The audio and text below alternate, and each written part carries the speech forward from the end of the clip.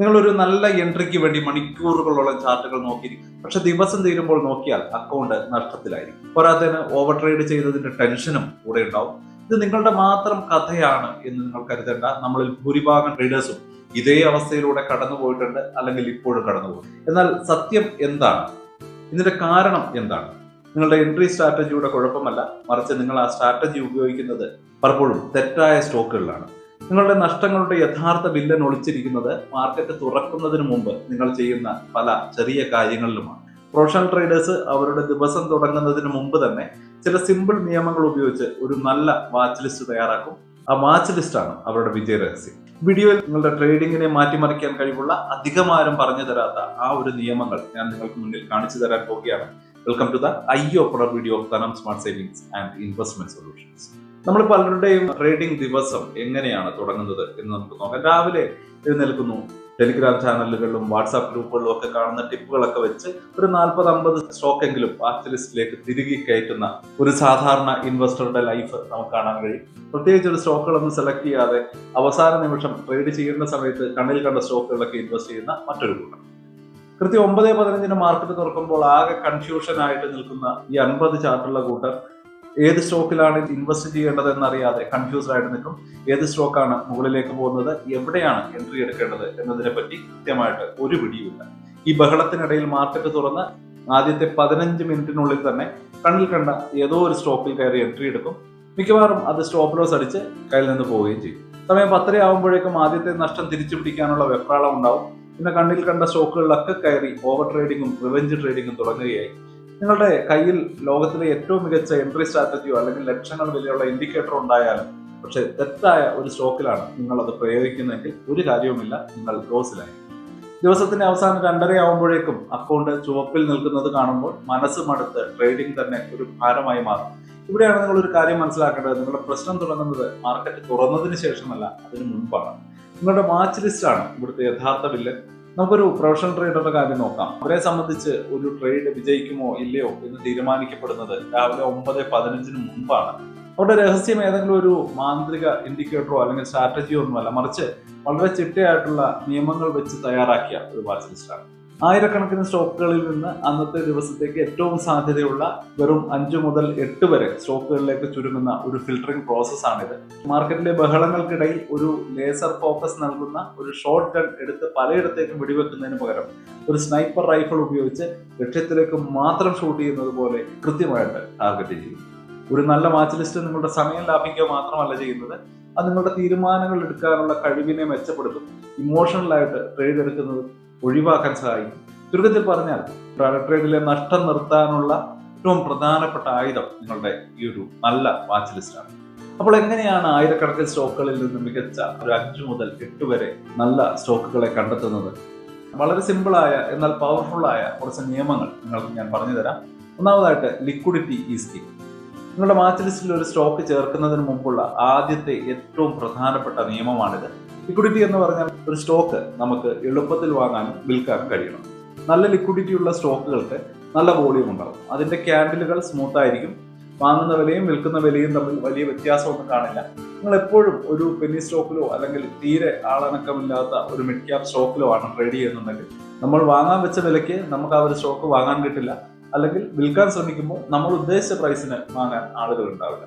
അവസാനം വലിയ നഷ്ടത്തിൽ നമ്മൾ അവിടെ കുടുങ്ങിപ്പോകും. ഇത് ഒഴിവാക്കാൻ എപ്പോഴും FRO ലിസ്റ്റിലുള്ളതോ അല്ലെങ്കിൽ നല്ല വോളിയം ഉള്ളതോ ആയിട്ടുള്ള സ്റ്റോക്കുകൾ മാത്രമാണ് നമ്മൾ ഇൻട്രാഡേ ട്രേഡിങ്ങിനായിട്ട് തിരഞ്ഞെടുക്കേണ്ടത്. രണ്ടാമതായിട്ട്, ഫോളോ ദ ഇൻഡെക്സ്. ഒരിക്കലും മാർക്കറ്റിന്റെ ഒഴുക്കിനെതിരെ നീന്തരുത്. അതായത് നിഫ്റ്റിയും ബാങ്ക് നിഫ്റ്റിയും പോലുള്ള പ്രധാന ഇൻഡെക്സുകൾ ഏത് ദിശയിലേക്കാണോ പോകുന്നത് ആ ഒരു ദിശയിൽ പോകുന്ന സ്റ്റോക്കുകളാണ് നമ്മൾ തിരഞ്ഞെടുക്കേണ്ടത്. ഉദാഹരണത്തിന്, ബാങ്ക് നിഫ്റ്റി നല്ല ബുള്ളിഷ് ആണെങ്കിൽ നിങ്ങളുടെ വാച്ച് ലിസ്റ്റിൽ മുൻനിര ബാങ്കിങ് സ്റ്റോക്കുകൾക്ക് പ്രാധാന്യം കൊടുക്കുക.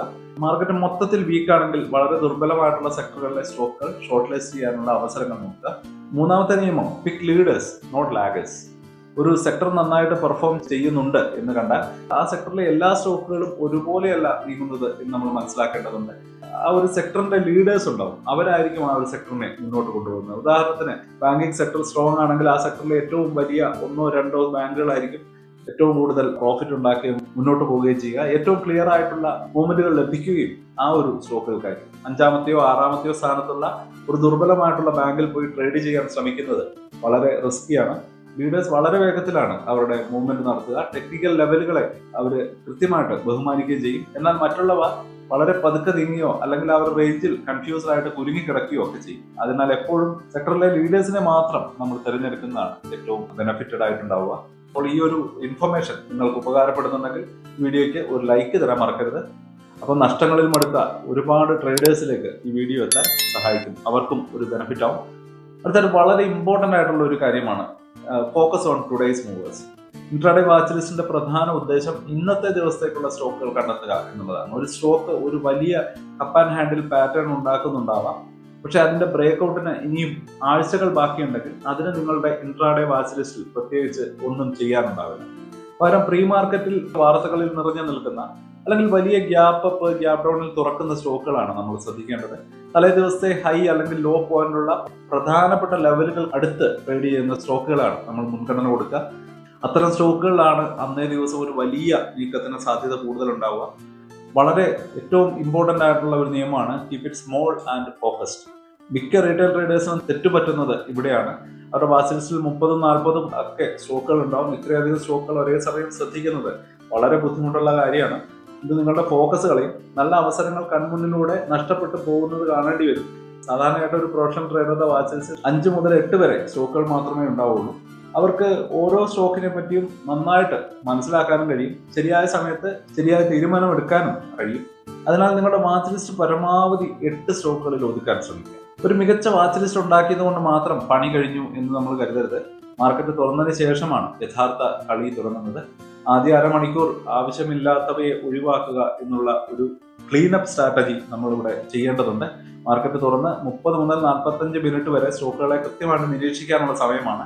ഈ സമയത്തിനുള്ളിൽ നിങ്ങളുടെ വാച്ച് ലിസ്റ്റിലെ ഏതൊക്കെ സ്റ്റോക്കുകളാണ് നിങ്ങൾ വിചാരിച്ചതുപോലെ പെരുമാറുന്നത് എന്ന് നോക്കുക. തീരെ വോളിയം ഇല്ലാത്ത അല്ലെങ്കിൽ ആ റേഞ്ചിൽ കെട്ടിക്കിടക്കുന്ന സ്റ്റോക്കുകളെ ഒരു ദയമില്ലാതെ വാച്ച് ലിസ്റ്റിൽ നിന്ന് ഡിലീറ്റ് ചെയ്യുക. നിങ്ങളുടെ 8 സ്റ്റോക്കുകളുള്ള ലിസ്റ്റ് ഏറ്റവും മികച്ച 2-3 അവസരങ്ങളിലേക്ക് ഇങ്ങനെ ചുരുക്കി കൊണ്ടുവരണം.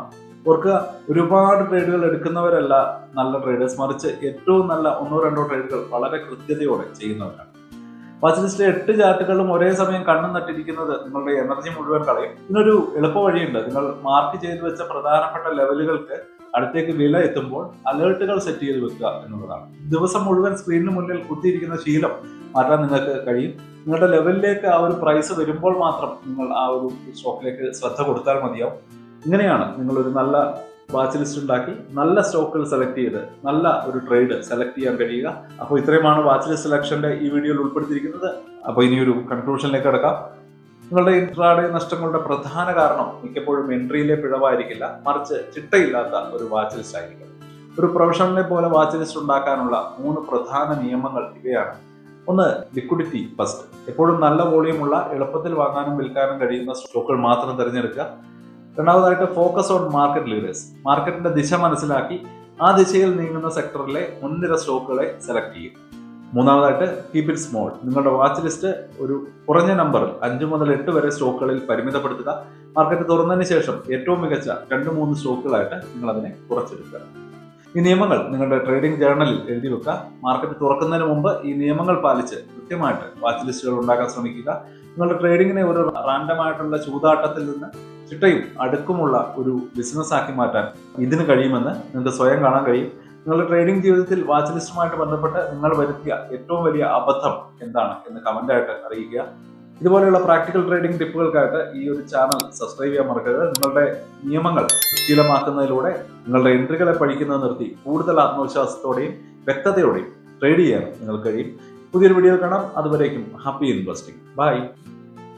സ്റ്റോക്ക് മാർക്കറ്റിലെ ന്യൂസുകളെയും അതുപോലെ തന്നെ അപ്ഡേറ്റുകളെയും ഉൾക്കൊള്ളിച്ചുകൊണ്ടുള്ള ഒരു ഫേസ്ബുക്ക് ഗ്രൂപ്പ് നമുക്കുണ്ട്. ആ ഒരു ഗ്രൂപ്പിന്റെ ലിങ്ക് ഈ വീഡിയോയുടെ ഡിസ്ക്രിപ്ഷനിൽ കൊടുക്കുന്നുണ്ട്. താല്പര്യമുള്ളവർക്ക് ആ ലിങ്കിൽ ക്ലിക്ക് ചെയ്തുകൊണ്ട് ഗ്രൂപ്പിൽ ജോയിൻ ചെയ്യാം. ഏറ്റവും ലേറ്റസ്റ്റ് ആയിട്ടുള്ള ന്യൂസുകൾ നമ്മൾ അതിൽ അപ്ഡേറ്റ് ചെയ്യുന്നുണ്ട്. വളരെ ഇൻഫോർമേറ്റീവ് ആയിരിക്കും. അപ്പോൾ ഇത്രയുമാണ് ഇന്നത്തെ വീഡിയോയിൽ ഉൾപ്പെടുത്തിയിരിക്കുന്നത്. പുതിയ ന്യൂസുകളുമായിട്ട് നാളെ വീണ്ടും വരാം. ബൈ.